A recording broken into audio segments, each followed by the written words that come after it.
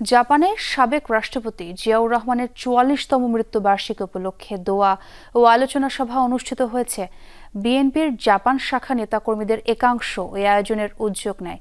এই আলোচনা সভায় সভাপতিত্ব করেন দেলোয়ার হোসেন ডিও। প্রধান অতিথি ছিলেন একাংশ সভাপতি খবির উদ্দিন।